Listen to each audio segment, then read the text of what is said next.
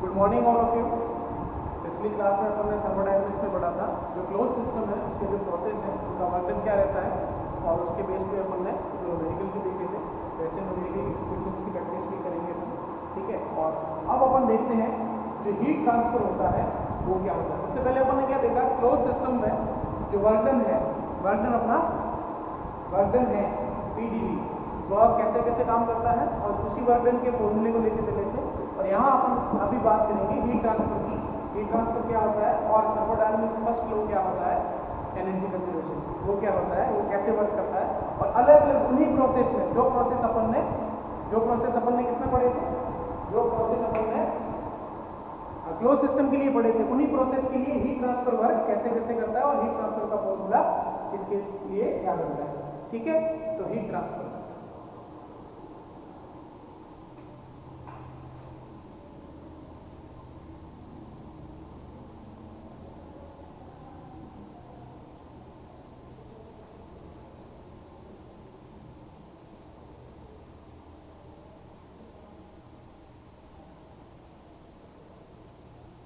Heat transfer.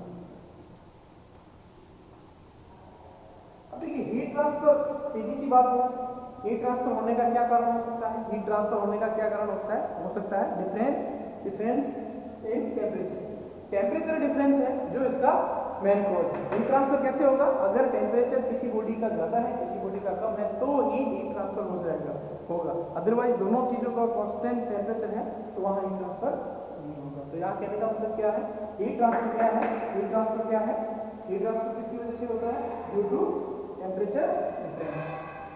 क्यों होता है, ड्यू टू टेम्परेचर डिफरेंस, ठीक है, ड्यू टू टेम्परेचर डिफरेंस। अगर मैं इसको देखूं तो मैं मैथमेटिकली कैसे लिख सकता हूँ, इसको अपन ऐसे डिनोट करते हैं, ठीक है। अरे अपन ने जनरल में पढ़ाई है MC delta T, MC delta T नहीं पढ़ते क्या, Q equal to MC delta T, तो वही है हीट ट्रांसफर की इक्वेशन, ठीक है। इसी को आइडिया मान के अपन आगे काम करेंगे, ठीक है।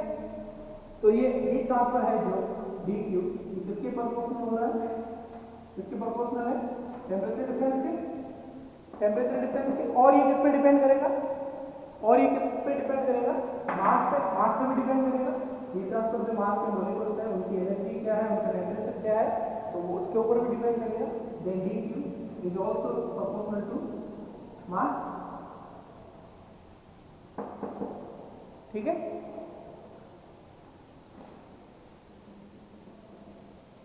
Directly proportional to temperature difference and also और किसके होता है, directly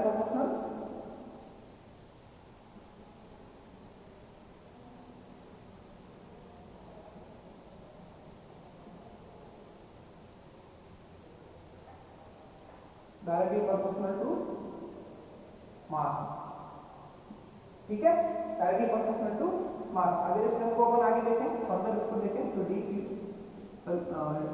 proportional to dq m d, ये बना। अब जब प्रोपोर्शनल हटाते हैं तो कोई कांस्टेंट आता है, यहाँ पे प्रोपोर्शनल जब हटाते हैं तो कांस्टेंट आएगा, तो लास्ट इक्वेशन क्या बन जाएगी, dq, इसको अपन ऐसे डिनोट करेंगे, ये इनडिटरमिनेट है, ठीक है, जैसे वर्क डन है वैसे ये इनडिटरमिनेट है, ठीक है।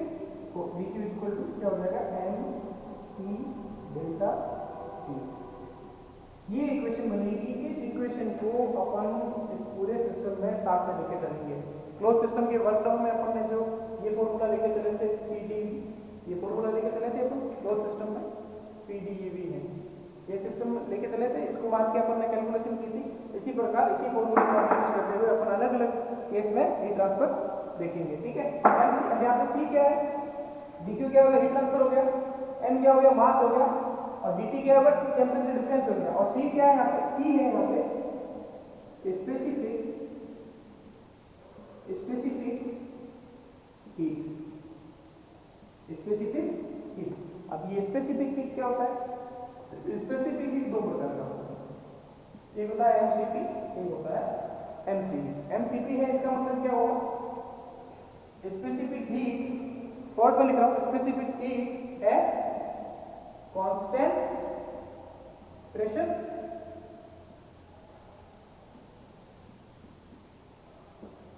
Constant pressure.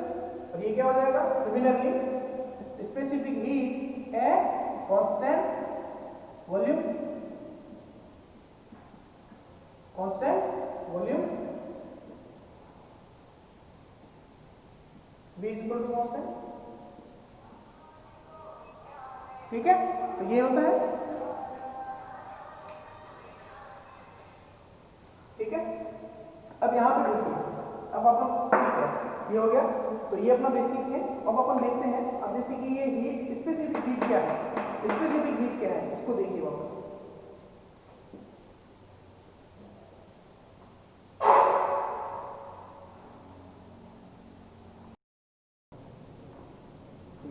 इसकी बात करें तो स्पेसिफिक हीट की,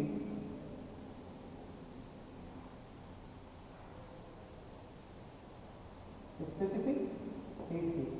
अच्छा, मैंने जब इंटेंसिटी और एक्सटेंसिव प्रॉपर्टी का अपन ने थोड़ा देखा था, तो उसमें अपन ने ये कौन सी प्रॉपर्टी है, ये कौन सी प्रॉपर्टी है, ये इंटेंसिव प्रॉपर्टी है, इंटेंसिव प्रॉपर्टी है। कैसे पता चला, जिस वर्ड के आगे स्पेसिफिक लग जाता है, जिस वर्ड के आगे स्पेसिफिक लग जाता है वो क्या होता है, intensity property. Like dq is equal to mcp mc delta t, mc delta t।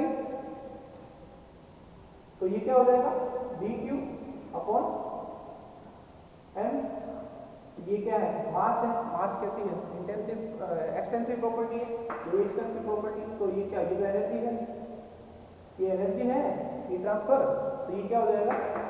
ठीक है, और टेम्परेचर है वो इंटेंसिव प्रॉपर्टी होती है। तो इन दोनों का जो रेशियो है वो मैंने आपको बताया था क्या होता है, इंटेंसिव होता है। ठीक है, तो ये जनरल आपको थोड़ा ध्यान है इस बारे में। अब देखिए,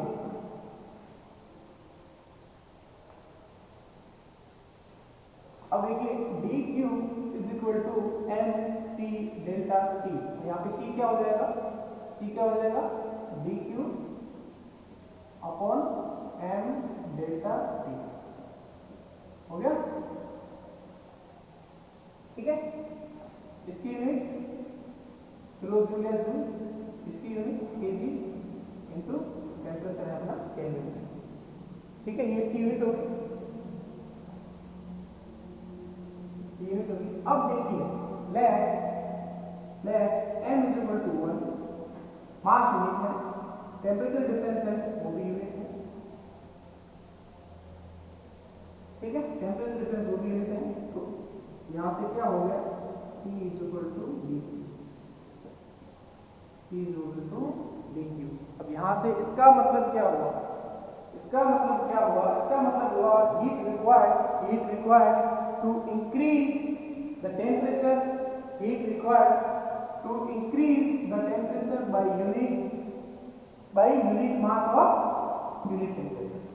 ठीक है, मतलब क्या कि अगर किसी, मतलब क्या हुआ इसका, स्पेसिफिक हीट क्या होगी, स्पेसिफिक हीट क्या होगी, वह अमाउंट, वह हीट का अमाउंट जो यूनिट मास और यूनिट टेम्परेचर के लिए काम करे, जो यूनिट मास और यूनिट टेम्परेचर के लिए काम करे। या फिर ऐसे कह सकते हो, for unit mass and unit temperature difference, जो अमाउंट रिक्वायर्ड होता है हीट का, जो रिक्वायर्ड अमाउंट है हीट का, वो क्या है, स्पेसिफिक हीट है। वह क्या है, स्पेसिफिक हीट है। तो अपन क्या लिखेंगे, क्या हुआ ये, heat required to increase the temperature by unity temperature by unity of unit mass क्या होगा, called specific heat। ठीक है, तो इसकी सिंगल डेफिनेशन अगर पूछी जाए, सिंगल डेफिनेशन पूछी है तो क्या होगा स्पेसिफिक हीट। और जो H2O के लिए अपन लेते हैं C2, ये जस्ट आपको ध्यान में रखना 4.18 किलो जूल kg पर केल्विन। H2O के लिए जो है ये स्टैंडर्ड डाटा है, ये आपको याद रखना पड़ेगा। जब न्यूमेरिकल का केस आएगा उस केस में ये आपको ध्यान में रखना पड़ेगा। यहाँ पे पॉइंट, यहाँ पे पॉइंट है, ठीक है। तो ये हुआ। और जो अपन मैंने बात की थी Cp और Cv की, Cp और Cv की बात की थी, जैसे ये है C है तो C मैंने दो टाइप से बताया था, Cp और Cv। ये किसके लिए है? ये 4 गैसेस के लिए है, 4 गैसेस, ठीक है। ये किसके लिए है? 4 गैसेस, ठीक है। इसमें अलग अलग गैस के लिए अलग अलग कंडीशन रहेगी, ठीक है। अब अपन देखते हैं, ठीक है। अब आगे चलते हैं।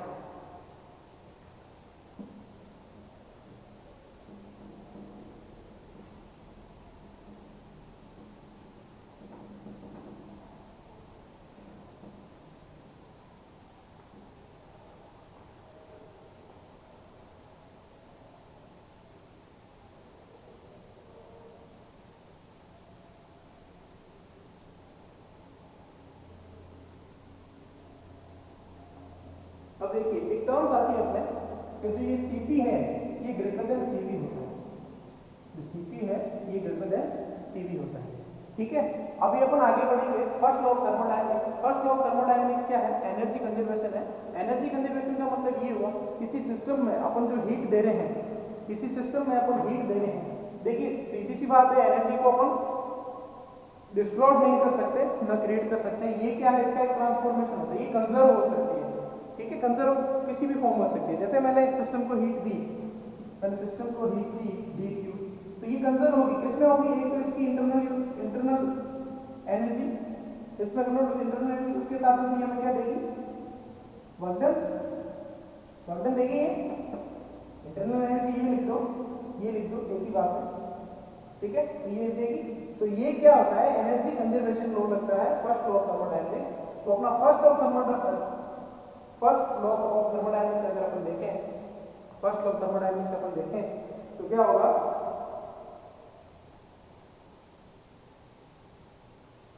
ठीक है, जैसे अपन first law of thermodynamics according to, इसके बाद जस्ट अपन पढ़ेंगे फर्स्ट लॉ ऑफ थर्मोडायनेमिक्स। इसका एक सिंपल एक्सरसाइज है जो मैं आपको बता रहा हूं। First law of thermodynamics,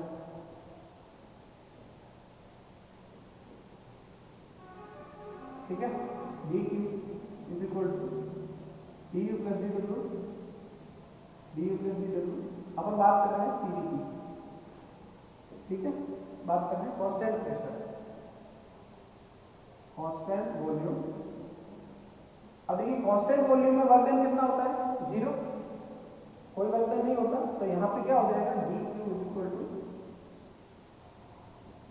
dv, ठीक है। फॉर Cv के लिए हमेशा कांस्टेंट, अब देखिए कांस्टेंट वॉल्यूम है, कांस्टेंट वॉल्यूम के लिए ये कंडीशन रहती है हमेशा dq is equal to dv, ठीक है। अगर अपन बात करें Cp की, अगर अपन बात करें Cp के लिए भी फर्स्ट लॉ ऑफ थर्मोडायनेमिक्स क्या होगा?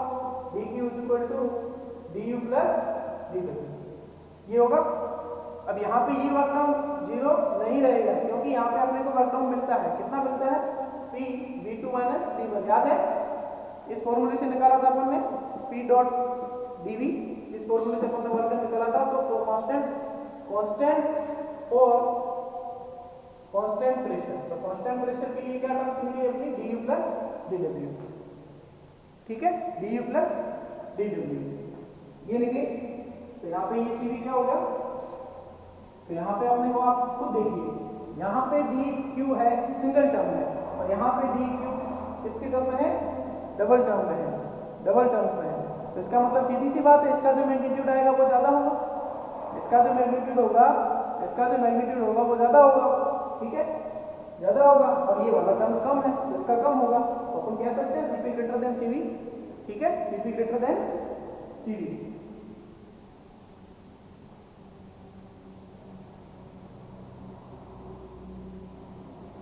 और ये क्या बताया मैंने? Internal energy, internal energy. और ये क्या है? Internal energy. तो ये क्या है वहां पर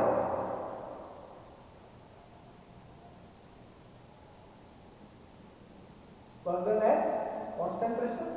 कांस्टेंट प्रेशर पे अपने वर्क डन मिलता है, जबकि इस केस में कांस्टेंट वैल्यू में वर्क डन अपना 0 होता है, तो ये वाली टर्म इसके बराबर होगी, इसके बराबर होगी। तो क्या होगा, since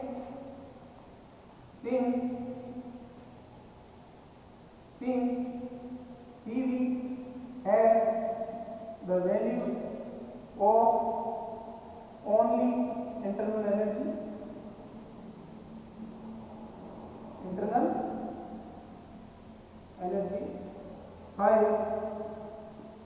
while CP have the value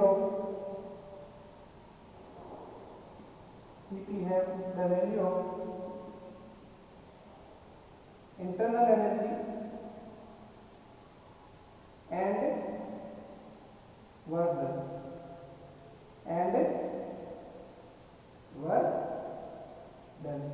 ठीक है। अब इसी इसको अपन देखें मैथमेटिकली, तो dq at constant pressure, dq at constant pressure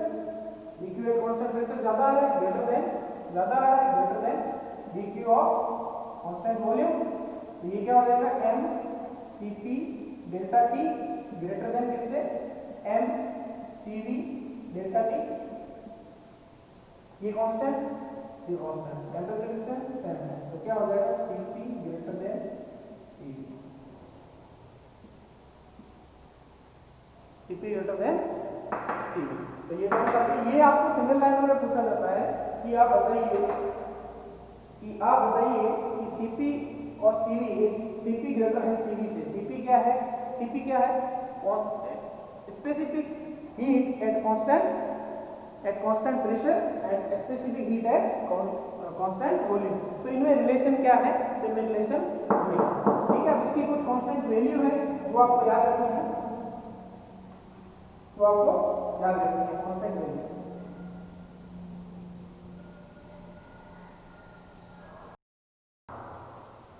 तो यहाँ पे अपन एक रिलेशन देखते हैं Cp और Cv के बीच में। पहले पिछले क्लास में अपन ने गामा भी पढ़ा था, गामा किसमें पढ़ा था, एडियाबैटिक प्रोसेस में Pv की power gamma is equal to constant होता है, वो अपन ने पढ़ा था गामा, ठीक है। तो गामा उस टाइम मैंने आपको पहले से ये भी बताया था कि गामा जो होता है Cv पर Cv होता है। अब देखिए फॉर गैस, अब गैस के लिए देखो जो Cp है वो ग्रेटर देन Cv है, ये कंडीशन है, ये आपको ध्यान में रखनी है। ये कब काम आएगी, जब न्यूमेरिकल करेंगे तब काम आएगी, Cp अपॉन Cv। ये क्या है, फॉर गैस के लिए क्या है, Cp ग्रेटर देन Cv होता है, ठीक है। और सॉलिड के लिए Cp is equal to Cv, ये दोनों। अब आइडियल गैस जो एयर के लिए स्टैंडर्ड वैल्यू, अगर क्वेश्चन में लिखा आ गया कि इस सिस्टम के अंदर एयर कंटेंट्स हैं, एयर कंटेंट कर रहे हैं, तो उसका मतलब Cv और Cp आपको नहीं दिया जाएगा, ये ध्यान में रखना है आपको कि इसकी वैल्यू क्या होती है। तो गैस के में आइडियल गैस या एयर के लिए क्या होती है, Cp की वैल्यू होती है 1.005 किलो जूल केजी पर केल्विन, ठीक है। और Cv की वैल्यू होती है 0.718 केजी किलोग्राम केल्विन पर केल्विन, ठीक है। अब देखिए, अब Cp है Cv है, तो गामा क्या होता है, Cp अपॉन Cv, इसको इससे डिवाइड करेंगे 1.4, यूनिटलेस, यूनिट कट जाएगी दोनों की। और जो R है, R क्या होगा, Cp minus Cv, Cp minus Cv, इसको इसमें लेस करेंगे तो वैल्यू क्या आएगी 2.287, ये वैल्यू आपको याद रखनी है, ये वैल्यू क्वेश्चन प्रैक्टिस में काम आएगी, आपको ध्यान में रखना है। अब अपन पढ़ते हैं, ठीक है, ये वैल्यू आपको ध्यान रखनी है। और अब अपन देखते हैं, अब अपन एक चीज देखते हैं कि उसमें जो साइन कन्वेंशन चलता था, वर्क डन में जो साइन कन्वेंशन चलता था वो क्या था, ये सिस्टम है, इसको अगर अपन वर्क दे रहे हैं और इससे अपने को वर्क मिल रहा है, तो ये वाला अपन नेगेटिव मानते थे जो इसको वर्क दिया, और जो इससे मिलता था वो पॉजिटिव मानते थे। जो एनर्जी में हीट ट्रांसफर में ये इसका उल्टा है, कैसे है, ये सिस्टम है अपना, ठीक है। इस सिस्टम को हीट दी जा रही है और इस सिस्टम से हीट रिजेक्ट, सप्लाई और रिजेक्ट, ये है अपना सिस्टम। ठीक है। अब जो इसको दी जा रही है वो पॉजिटिव कंसीडर करते हैं हम, और जो सिस्टम के बाहर जा रही है रिजेक्ट हो रही है उसको नेगेटिव करते हैं। ठीक है, यहाँ पे साइन कन्वेंशनल वर्क का उल्टा है, यहाँ साइन कन्वेंशन ध्यान रखना। तो डी क्यू उसको सप्लाई कर रहे हैं तो वो पॉजिटिव कंसीडर करते हैं, जो सिस्टम के थ्रू बाहर जा रहा है। Heat supply to the system always positive, और heat rejection by the system always negative. Heat system by the negative always negative. ठीक है, तो ये आपको ध्यान रखना है, साइन कन्वेंशनल है इसका। ठीक है, अब अपन देखते हैं ग्राफ जो अपन ने प्लॉट किया था, पीवी का डायग्राम जो अपन ने प्लॉट किया था, उसके बारे में देखते हैं। पीवी के बारे में जो अपन ने पीवी में मैंने आपको बताया था कैसे कैसे प्रोसेस थे पीवी में। ये पी है, ये वी है। पीवी मैंने आपको जो भी प्रोसेस की प्लॉटिंग बताई थी। अब कांस्टेंट वॉल्यूम है तो सीधी लाइन आएगी, कांस्टेंट वॉल्यूम है तो एक कांस्टेंट लाइन आएगी सीधी, और कांस्टेंट प्रेशर है तो ये लाइन आएगी। ये बताया था। अब देखिए, अब तीन बाकी और थे। तो सबसे पहला जो अपना आता था वो आता था आइसोथर्मल। उसके बाद जो आता था अपना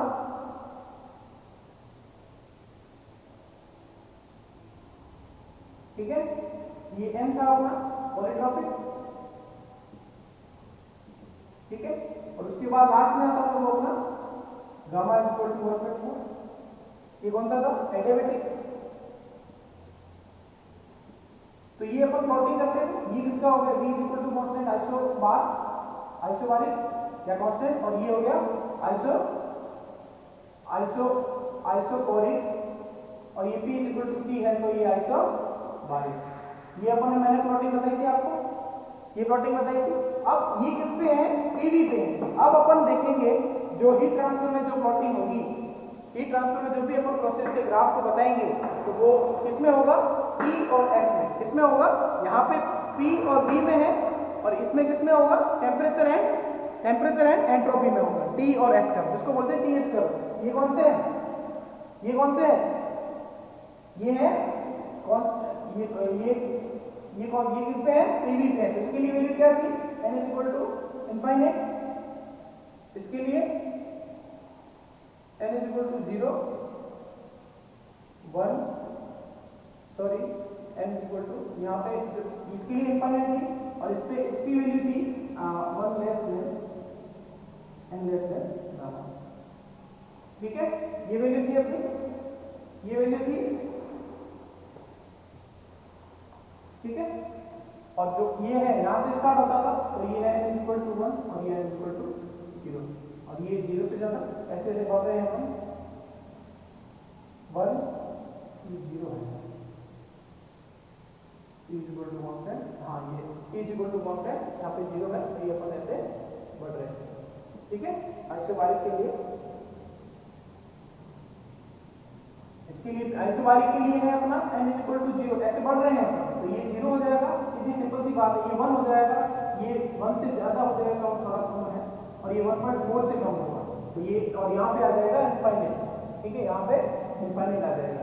ठीक है, तो ये अपन ने ग्राफ प्लॉट किया था। अब अपन टीएस पे ग्राफ कैसे रहते हैं, आपको क्वेश्चन में जब भी पूछा जाएगा प्रोसेस के बारे में, तब पीवी और टीएस दोनों डायग्राम के बारे में स्पेशली पूछा जाएगा, तो आपको ड्रॉ करने जरूरी है। ठीक है, अब अपन टीएस डायग्राम देखते हैं, टीएस डायग्राम कैसे बनते हैं।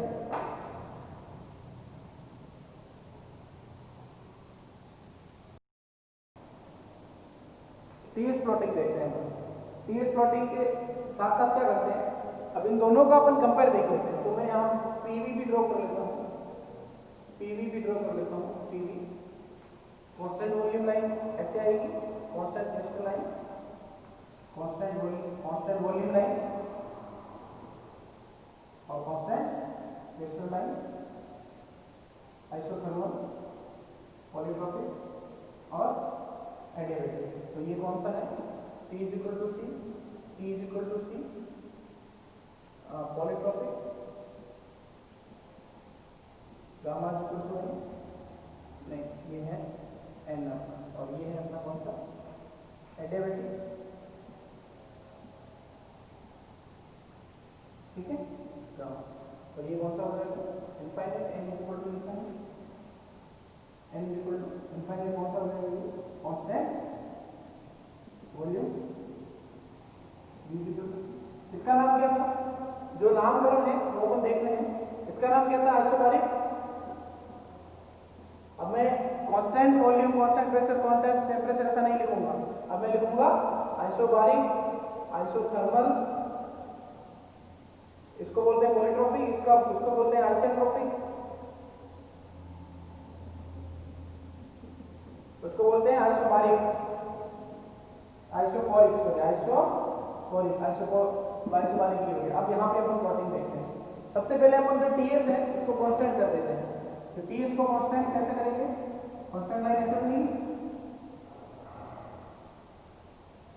ये अपनी constant line, T is equal to C हो गया, कौन सा बन गया, आइसोथर्मल, आइसोथर्मल। ये लाइन मैंने ड्रॉ करी,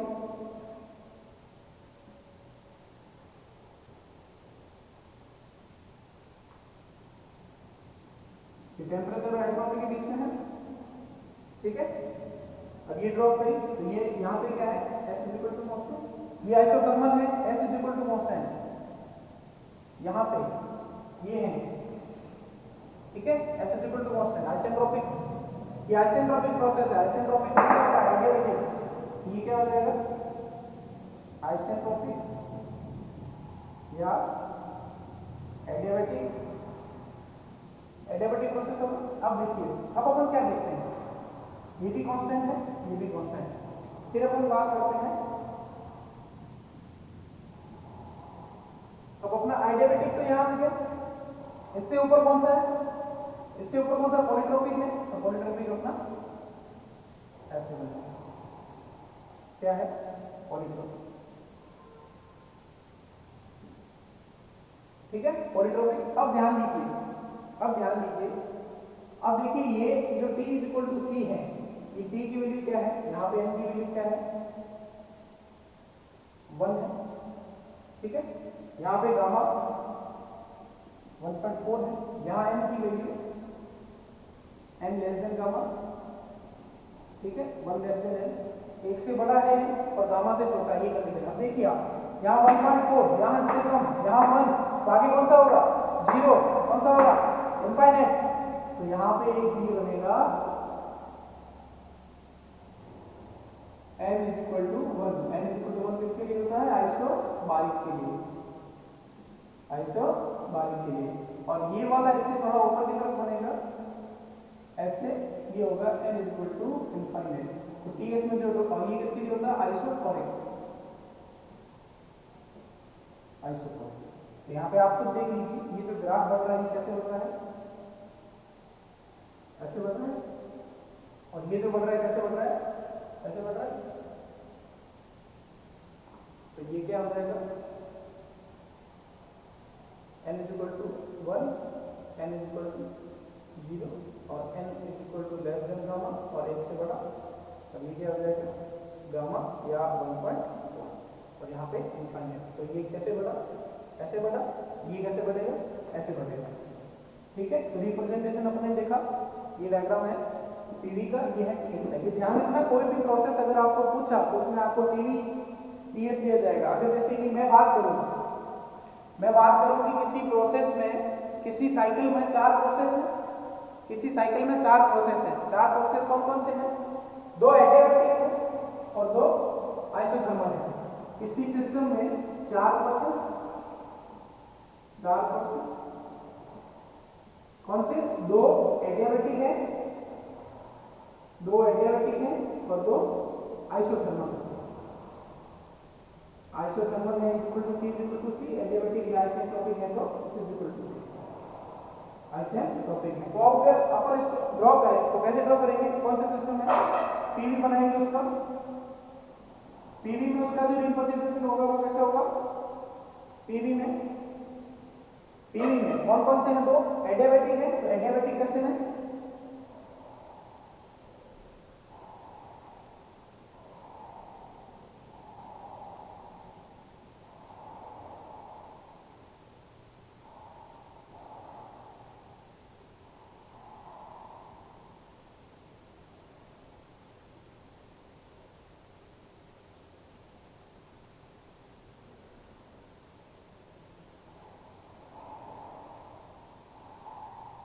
क्योंकि ये इसका स्लोप है ऐसे,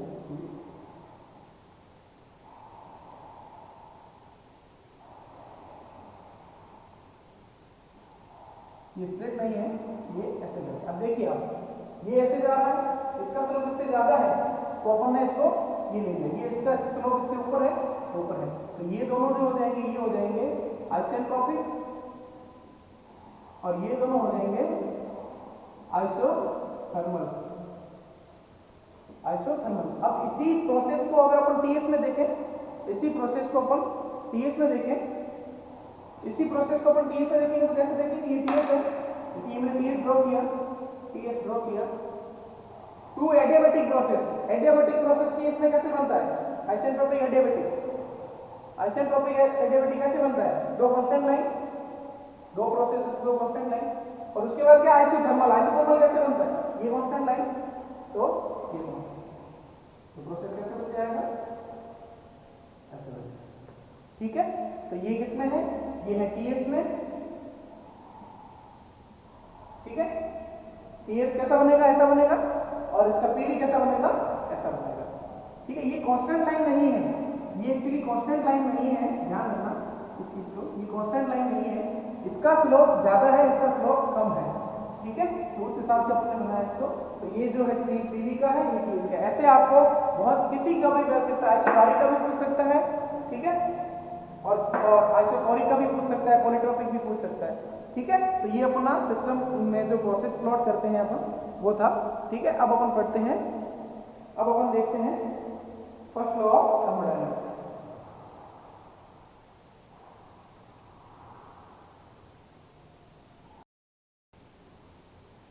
Now let's start the first law of thermodynamics.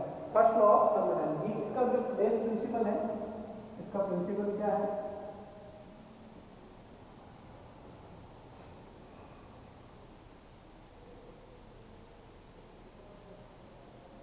Conservation of energy. Conservation of energy किस प्रिंसिपल पे ये काम करता है, एनर्जी कंजर्वेशन पे काम करता है। एनर्जी क्या होती है, उसको अपन ना तो कैन नॉट बी डिस्ट्रॉयड और क्रिएट। एनर्जी क्या होती है, energy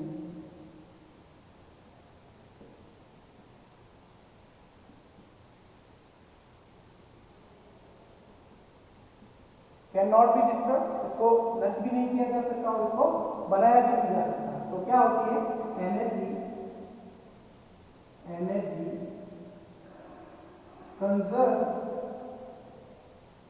conserve in one form to another form. Like किसी सिस्टम को अपन ने हीट दी, किसी सिस्टम को एनर्जी दी अपन ने, तो वो किसमें कन्वर्ट हो गया, वो उसके बर्तन में कन्वर्ट होकर बाहर निकली। सिस्टम को अपन ने एनर्जी दी, वो एनर्जी किसमें कन्वर्ट हुई, वर्क डन में। शुरू में अपन पढ़ते थे कि जो एनर्जी इंट्रैक्शन होता है, एनर्जी इंट्रैक्शन किस टर्म में भी हो सकता है, सिस्टम में भी हो सकता है और वर्क डन की टर्म्स में भी हो सकता है। ठीक है, तो ये चीज अपन पढ़ी थी। अब इसका स्टेटमेंट देखते हैं हम, स्टेटमेंट क्या कहता है। ठीक है, जो ये जनरली बेस्ड किस पे है, एनर्जी कंजर्वेशन पे, और energy can not be destroyed और क्रिएट। इसका ये क्या करती है, ये एक फॉर्म में दूसरे फॉर्म में कन्वर्ट हो सकती है। when energy given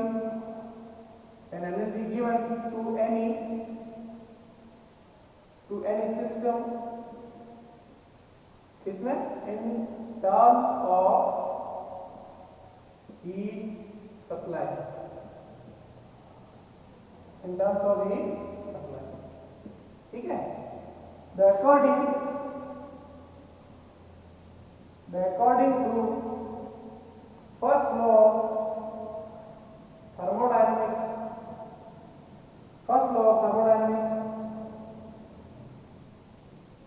it conserve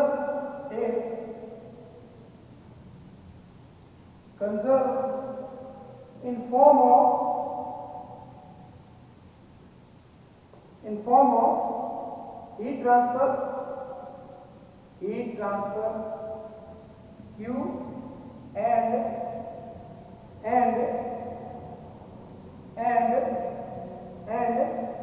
work transform in the system. ठीक है? When energy given to any system in terms of heat supply to according to the first law of thermodynamics क्या कहता है? Conservation of energy. It conserves in form of heat transfer and work transform in a system. तो इसका जो net energy transfer कितना होगा? Net energy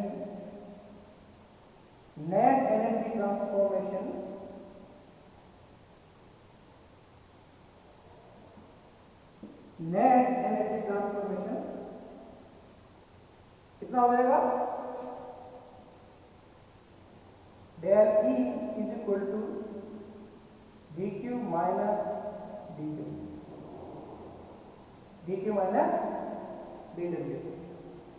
या w मान लो उसको dq माइनस w। क्या था? ये एक सिस्टम है, इसको मैंने हीट सप्लाई दिया pq, इसने क्या दिया? वर्क डन या वर्क दिया। तो अपना जो साइन कन्वेंशन चलता था वो किसका वर्क का उल्टा है? Heat supply to the system positive और energy conserve by the system जो आउट हो रहा है यहाँ से वो नेगेटिव है। ठीक है? तो यहाँ पे क्या हो जाएगा? जो पॉजिटिव जो हीट सप्लाई है, हीट सप्लाई और ये वर्क ट्रांसफॉर्म। ठीक है? हीट सप्लाई है, ये वर्क ट्रांसफर। तो इससे इक्वेशन क्या बन जाएगी? हीट ट्रांसफर क्या हो जाएगा? dq is equal to del E plus W।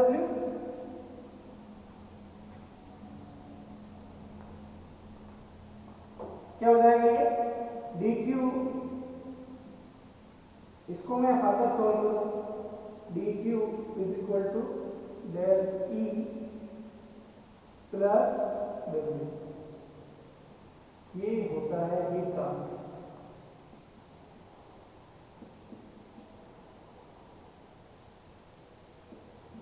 इसको देखिए, फर्स्ट लॉ क्या कहता है? जो एनर्जी अपन ने सप्लाई करी वो किसमें कंजर्व होगी? इसकी इंटरनल इसकी एनर्जी में और इसके वर्क डन में। ये जो एनर्जी मैंने इसको सप्लाई की, जो हीट सप्लाई की, वो किसमें कंजर्व हुई? नेट एनर्जी उसके अंदर कितनी है और उसका वर्क डन। ठीक है? तो इस मेथड इस प्रेजेंटेशन से अपन ने ये निकाला। तो ये अपना एक स्टेटमेंट बन गया। इस स्टेटमेंट के आधार पर अपन कह सकते हैं कि हीट ट्रांसफर होता है वो किससे होता है? Net energy transformation plus work transformation. ठीक है? ये अपना फर्स्ट लॉ कहता है। अब अपन देखते हैं इसके बेस पे। तो इसका मतलब क्या हुआ? इसका मतलब ये हुआ कि जो सिस्टम के according to first law of thermodynamics किसी सिस्टम में हीट ट्रांसफर क्या हुआ? उसकी internal energy transformation, the sum of internal energy transformation and work transformation. इसका एक अपन देखते हैं। ठीक है? आगे देखते हैं क्या।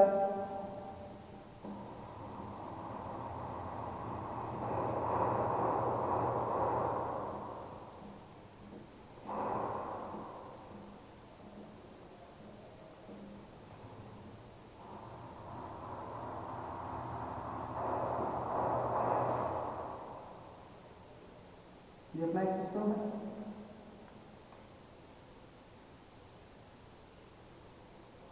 सिस्टम है। ठीक है? अब इसमें देखिए,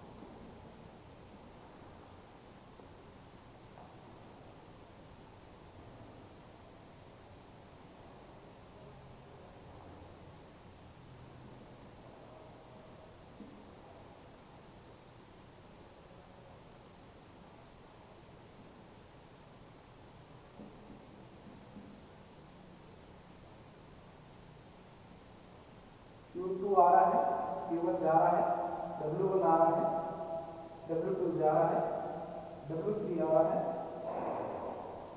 W4 आ रहा है, जो Q3 है वो भी इन हो रहा है, Q3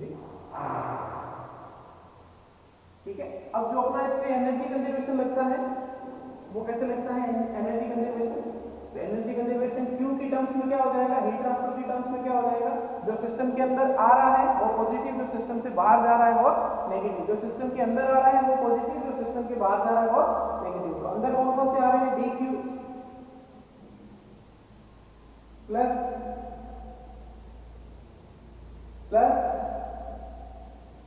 d3 माइनस अपना फॉर्मूला क्या था,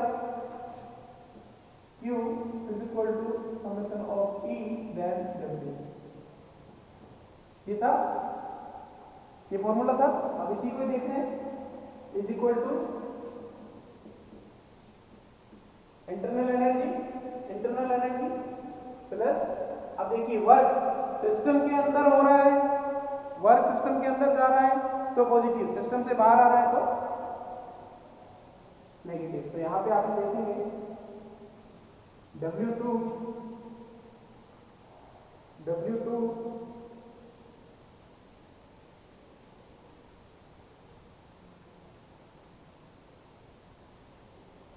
सिस्टम से बाहर जा रहा है,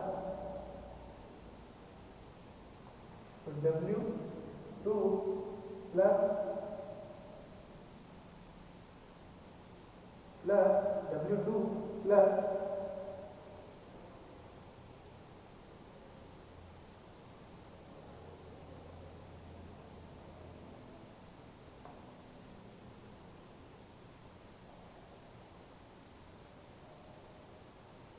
तो जो सिस्टम के अंदर जा रहा है, अंदर कौन कौन से जा रहे हैं देखिए, एक तो W1 जा रहा है, W1 ठीक है, और कौन है W4 ठीक है। अब सिस्टम से बाहर कौन कौन जा रहे हैं, माइनस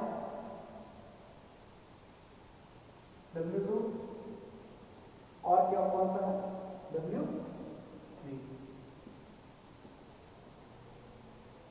तो ये अपनी जो इक्वेशन बनती है ये क्या बनती है, हीट ट्रांसफर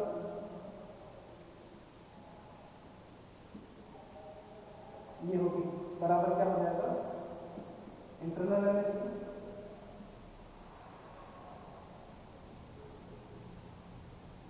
प्लस क्या हो जाएगा, वर्क ट्रांसफर। यही तो अपना फर्स्ट लॉ कहता है। फर्स्ट लॉ क्या होता है, जो हीट ट्रांसफर है वो किसमें कंजर्व हो रही है, ये इंटरनल एनर्जी और उसके वर्क ट्रांसफॉर्मेशन में यह कंजर्व हो रही है ठीक है। तो ये अपना फर्स्ट लॉ था। इसमें आगे अपन पढ़ते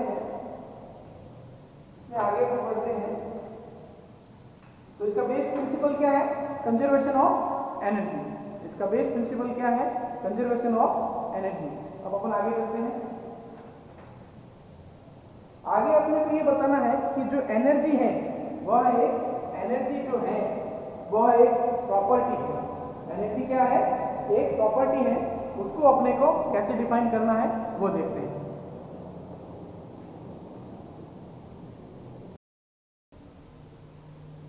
तो यहाँ पे अपन ने क्या देखा, फर्स्ट लॉ में ये फॉर्मूला देखा, dq is equal to du या डेल्टा E कुछ भी लिख सकते हैं ठीक है, plus dw।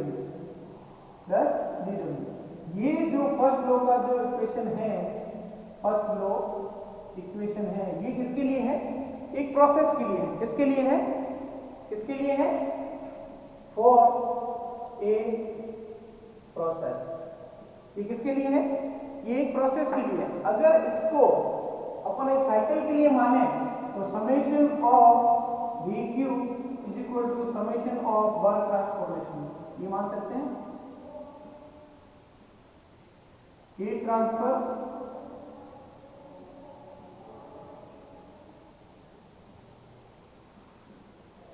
Work transformation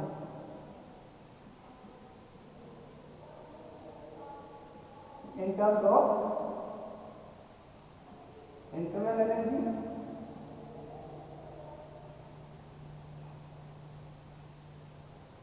and work. ठीक है, ये मान सकते हैं अपन इसको, इंटरनल एनर्जी एंड वर्क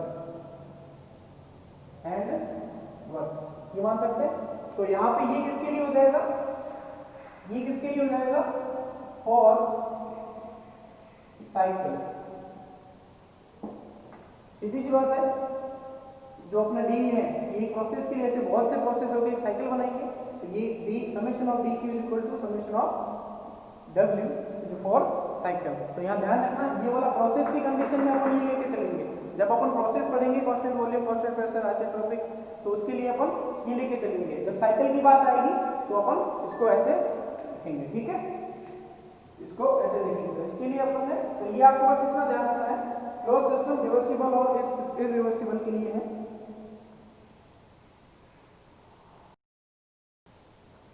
हाँ, तो अब अपन देखते हैं जो एनर्जी है वह एक सिस्टम की प्रॉपर्टी है, ये अपने को प्रूव करना है।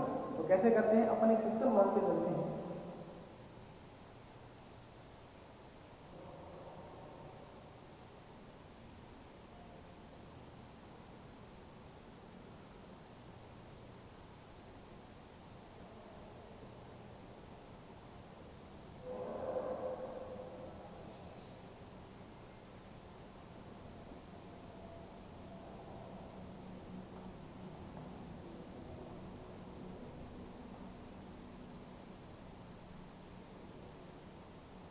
ठीक है, मैंने एक सिस्टम माना, तो यहाँ पे पॉइंट 1 है, पॉइंट 1 है, पॉइंट 1 2। तो ये जो सिस्टम है अंडर गोज टू प्रोसेस 1 से 2 पे ये जा रहा है, प्रोसेस ए से, तो वापस ये जा रहा है 2 से 1 पे प्रोसेस बी से। तो यहाँ से यहाँ एक प्रोसेस हुआ, यहाँ से यहाँ एक प्रोसेस हुआ, तो ये क्या हुआ, एक साइकिल बन गया, साइकिल बन गया। ए system which change its state, a system which change its state from 1 to 2, from 1 to 2 by following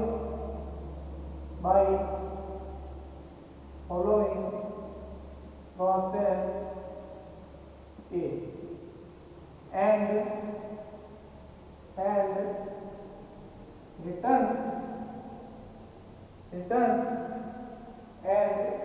return from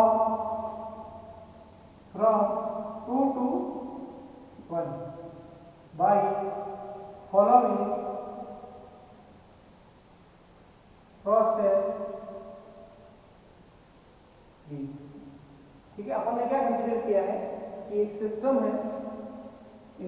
है लैब, ठीक है, एक सिस्टम है which change its state from 1 to 2 by following process A and return from 2 to 1 by following process B। तो ये जो process है ये 1 से 2 के बीच तक जा रहा है, तो कौन से प्रोसेस को फॉलो कर रहा है, A को कर रहा है, और 2 से 1 को वापस जा रहा है, तो ये कौन से प्रोसेस को फॉलो कर रहा है, बी को कर रहा है। ठीक है, बी को कर रहा है। अब जो इसकी प्रोसेस की, जो अपन ने शुरू में पढ़ा था, ठीक है, शुरू में जो अपन ने पढ़ा था, तो system undergoes A cycle, hence system undergoes a cycle,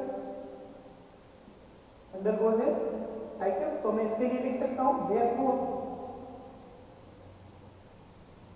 since, तो इसके लिए मैं लिख सकता हूं QA is equal to QA plus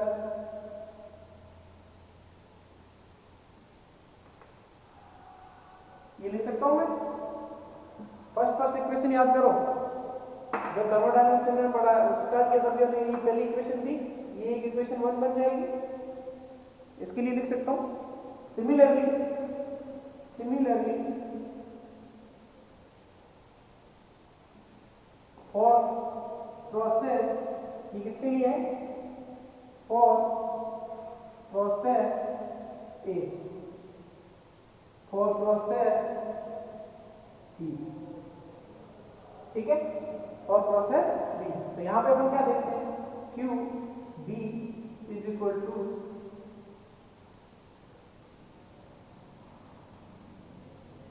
plus ये डब्ल्यू, डब्ल्यू ये हुआ, ये हुआ डब्ल्यू भी, ये हुआ। अब देखिए ये तो दोनों प्रोसेस है, ये भी प्रोसेस है, ये भी प्रोसेस है, ठीक है, ये भी प्रोसेस है, ये भी प्रोसेस है। कंफ्यूज मत होना। D Q is equal to D U plus W, ये वाली इक्वेशन मैंने लिखी थी। तो ये डी यू इंटरनल एनर्जी है और ये चेंज इन एनर्जी, तो वो एक ही बात है, ये एक ही बात है, ठीक है। अब अपन क्या देखते हैं? Since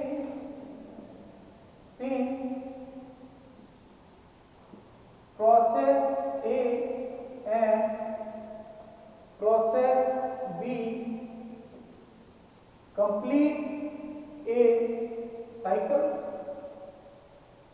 complete a cycle, therefore first law of thermodynamics for any cycle, summation of W is equal to summation of dq, ये होता है summation of W for cycle, summation of W, summation of, तो ये क्या हो जाएगा? जो work है वो work A plus work B, और ये क्या हो जाएगा? Q क्या हो जाएगा? Q क्या हो जाएगा? Q A plus Q B, ये हो जाएगा Q A plus Q B। अब A की टर्म्स है जो, अब जो A की टर्म्स है वो इस साइड रखेंगे, B की टर्म्स इस साइड रखेंगे, तो ये क्या हो जाएगा? W A minus D A is equal to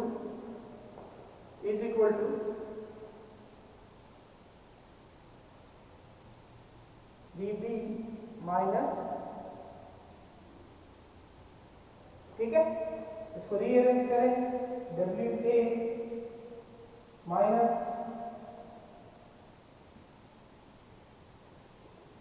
ये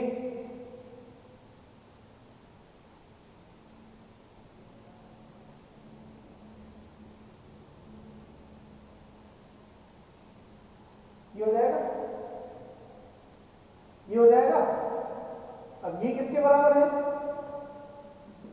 ये किसके बराबर है? इस टर्म्स को देखिए, इस टर्म्स को देखिए, तो ये क्या हो जाएगा?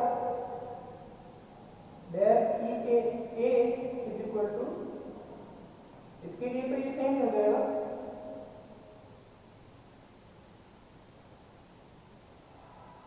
इसको मैंने ट्रांसफर किया, उसकी वैल्यू ये है,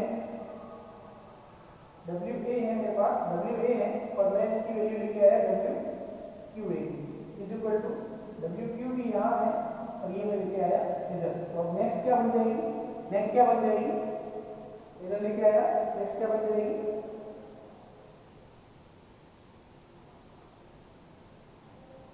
नेक्स्ट क्या बन जाएगी?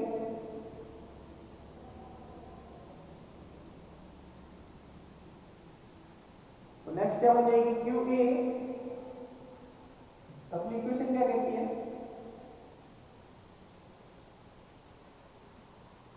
WTA is equal to minus WB, ये इक्वेशन बन जाएगी, ये इक्वेशन बन जाएगी, ये इक्वेशन बनेगी। ये किसके लिए है? Internal energy is constant. अब ये क्या कह रही है इक्वेशन? ये इक्वेशन क्या कह रही है? अब ये ए टू बी जा रहा है, सिमिलरली ये ए टू बी जा रहा है, सिमिलरली ए टू सी की बात करें तो क्या हो जाएगा, W A is equal to A minus A C, ये हो जाएगा। ये ए टू बी जा रहा है प्रोसेस, ये ए टू बी जा रहा है, बी से रिटर्न हो रहा है, तो ये 1 to 2 जो ए से जा रहा है वही 2 to 1 सी से जा रहा है। ये भी तो एक साइकिल बन रहा है, ये भी तो एक साइकिल बन रहा है। पहला साइकिल ये है कि यहाँ से यहाँ आया, फिर यहाँ से यहाँ गया। अब एक दूसरा साइकिल ये भी तो बन रहा है, 1 to 2 ए से आया और 2 to 1 सी से गया, ये भी तो एक साइकिल बन रहा है। तो जब ये रिजल्ट इसके लिए निकला है, ठीक है, तो यही वाला इसके लिए निकल सकता है। सिमिलरली ऐसे लिख सकते हैं अपन, ये सी के लिए है। तो यहाँ पे अपने को क्या देखने को मिला, यहाँ पे अपने को क्या देखने को मिला कि ये उसके पाथ पे डिपेंड नहीं कर रहा है। इसका पाथ चाहे कोई भी हो, अपने को टर्म्स क्या मिल रही है, पाथ चाहे कोई भी फॉलो कर रहा है, अपने को टर्म्स क्या मिल रही है, अपने को टर्म्स क्या मिल रही है, ये मिल रही है। तो इससे क्या प्रूव हो रहा है कि ये एक प्रॉपर्टी है जो पाथ पे डिपेंड नहीं कर रही, ये एक प्रॉपर्टी है जो पाथ पे डिपेंड नहीं कर रही, ठीक है।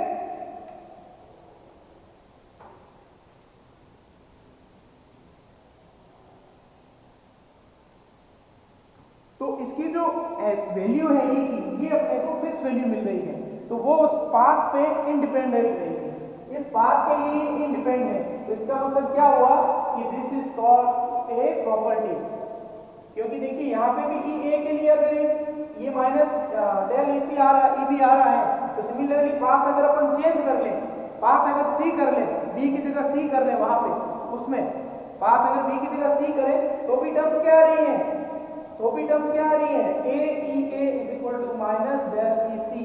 तो कहने का मतलब ये हुआ कि ये पाथ चाहे कोई भी हो दोनों में से, ये उसके ऊपर डिपेंड नहीं कर रहा है, ठीक है। तो that's why energy a property of A system, ठीक है, property of A system.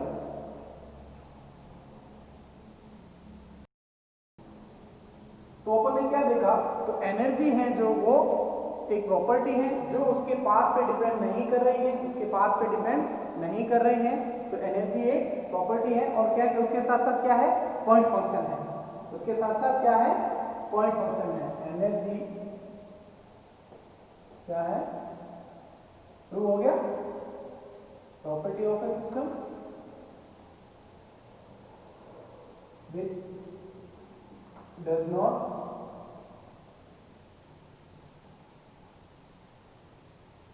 depend on R, hence it is a point function, point function, point function। अब अपन क्या देखते हैं, जो टोटल एनर्जी होती है, टोटल एनर्जी जो होती है, टोटल एनर्जी, टोटल किसी सिस्टम की टोटल एनर्जी क्या हो सकती है, kinetic energy plus potential energy plus उसकी इंटरनल एनर्जी, ठीक है। Kinetic energy plus potential energy plus internal energy को अपन यू लिखते हैं, ये है। अब ध्यान रखना, ये यहां पे जो ये दो एनर्जी है,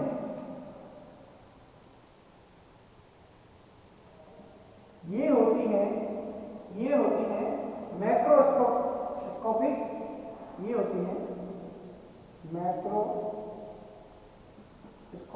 एनर्जी, इसको बोलते हैं मैक्रोस्कोपिक एनर्जी, और इसको बोलते हैं माइक्रोस्कोपिक एनर्जी, माइक्रोस्कोपिक एनर्जी, ठीक है। अब अपन क्या करते हैं, इसके कुछ एजम्पशन मान के चलते हैं, इसके कुछ एजम्पशन मानते हैं, एजम्पशंस, कुछ अवधारणाएं मानते हैं अपन इसकी, ठीक है। तो अब अपन चलो एजम्पशन इसके बाद में देख लेंगे अपन। अब इसको क्या करते हैं, इस टर्म्स को अपन डिफरेंशिएट करते हैं, डिफरेंशिएट करो, डिफरेंशिएट करते हैं इसको तो क्या हो जाएगा, total energy DE is equal to DKE plus DPE plus DU। ये अपना डिफरेंशिएट आ गया।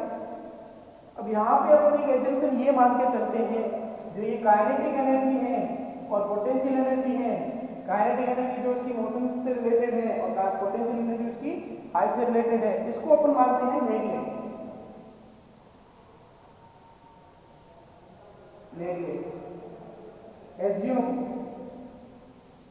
एज्यूम ये दो एनर्जी है, एनर्जी का पोटेंशियल एनर्जी और काइनेटिक एनर्जी जो है ये मानते हैं अपन ने नेगलेक्ट मान लिया, इसको नेगलेक्ट मान लिया। तो अपन क्या देखते हैं यहाँ पे, जब इसको अपन ने नेगलेक्ट माना तो अपन क्या देखते हैं, DE is equal to DU where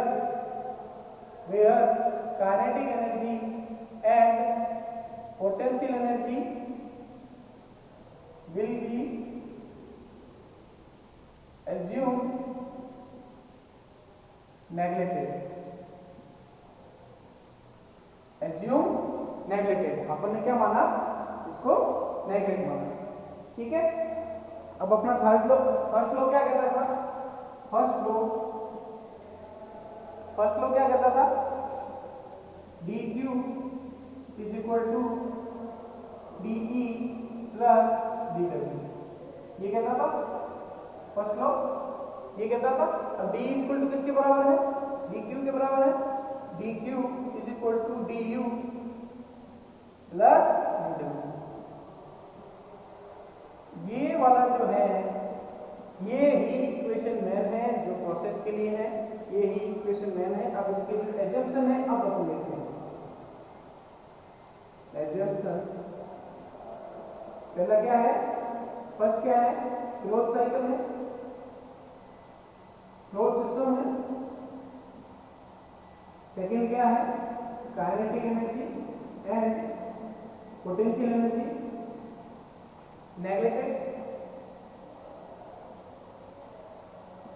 neglected. और थर्ड क्या है, या रिवर्सिबल एंड इरिवर्सिबल। ये नो क्या है, ये रिवर्सिबल प्रोसेस के लिए भी है, इस रिवर्सिबल प्रोसेस के लिए है।